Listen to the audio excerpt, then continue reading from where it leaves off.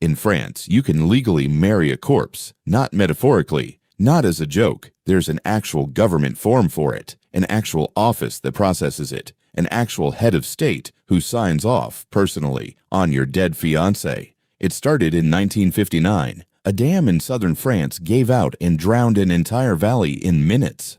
Among the dead, a man named André Capra, engaged to a woman named Irene Jodart. Irene didn't get a wedding. She got a funeral, a folder of unused invitations, and a very specific kind of rage that doesn't go away just because the groom did. So she marched straight to Charles de Gaulle and demanded he let her marry her dead fiancé anyway. Not his memory, not a photo on the mantle. Him, legally, on paper, with a stamp. De Gaulle had personally stared down Nazi occupation. He took one look at a furious, grieving widow and decided this was not a fight worth losing. Weeks later, France rewrote its civil code. Article 171. A dead man could now, officially, be a legal husband. Then the paperwork begins. You don't show up at a courthouse dragging an urn. You file evidence. Proof a dead person once wanted to marry you. An engagement ring counts. A wedding invitation counts. A half-finished guest list found in a kitchen drawer counts,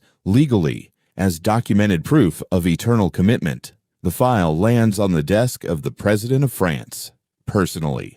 Between meetings on nuclear submarines and trade policy, the head of state stops to read a folder of love letters and rule on whether somebody's boyfriend really did mean to propose before a truck hit him. If it's approved, an official stands in a registry office and reads marriage vows to an empty chair, or a framed photo, or just a name typed on a form. The groom stays exactly where he's been for months, several feet underground, entirely unaware he's just gotten married on a Tuesday afternoon. Somewhere in a French filing cabinet, a single person now has both a marriage certificate and a death certificate, filed 3 folders apart, issued in the wrong order. France isn't even alone in this. China has its own version, older, called Minghun families marrying off 2 dead people to each other, so neither spends eternity single. Somewhere, a matchmaker's entire job is finding compatible corpses. That's a resume line. Someone lists that under skills. Back in France, 60 to 100 people apply for this every year. About half get approved. Somewhere in Paris right now, a folder is sitting on a desk, quietly deciding whether a dead person becomes someone's husband by Friday.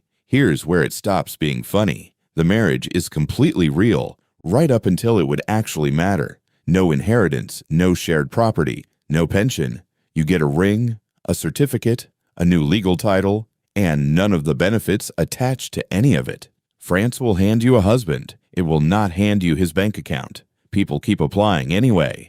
A police officer was shot on the Champs-Élysées in 2017. His partner married him weeks later, the former president standing in as witness. A firefighter died pulling people from a burning building in 2018. His fiancé filed the paperwork before the funeral. Flowers wilted. Nobody's gaming a tax loophole here.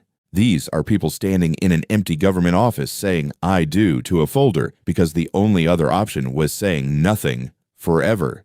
So, next time your wedding planning feels unbearable, remember, somewhere in France right now, someone is arguing with a clerk about whether their dead boyfriend's unfinished guest list legally counts as a proposal. At least your fiancé is expected to attend.